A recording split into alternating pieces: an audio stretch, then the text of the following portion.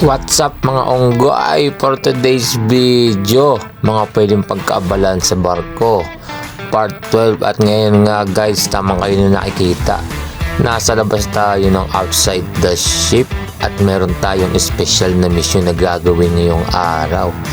Isa na rin to sa pwede natin gawin / part ng ating trabaho. Alright, gaya ka lang sinabi ko na special na gagawin. Di nyo ba alam, meron pa tayong isang barko dito sa Antarctica na bumabiyahe. Ito yung sister ship namin. Ayan o, dalawa yan guys. So isang pambihirang pagkakataon yung pwede kang dumalaw o pumunta na sa kabilang barko.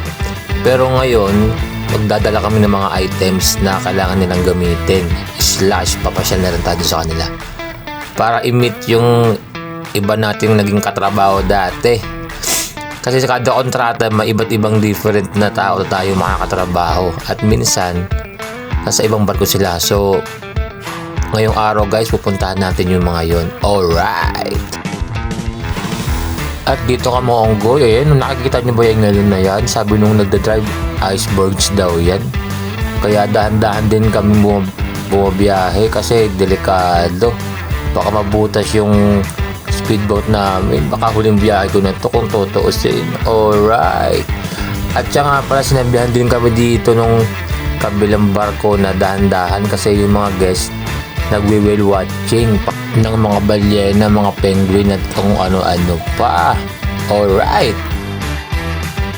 Ayan nga mga onggoy, sa wakas malapit na tayo. Ito yung sister ship nung barko namin na Seabourn Pursuit, ang Seabourn Venture. Diyan tayo pupunta ngayon, di ba? Ayan oh, napakaganda guys oh.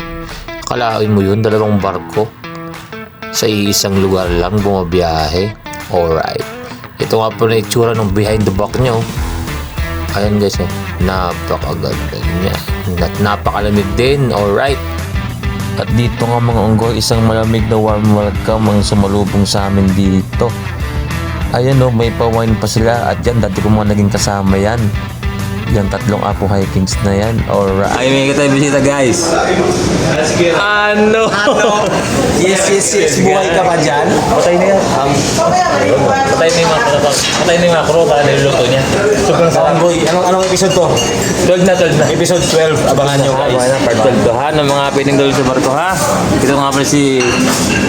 Hello mga kaambot. Kaambot Vlog. Ayan, shout up sa'yo Kaambot Vlog. Eh nga pala, dati ko nakatrabaho yan na nasa Seabourn Venture ngayon. Isang masugid na tagasunod na followers natin yan dito sa Kaonggoy TV. Alright.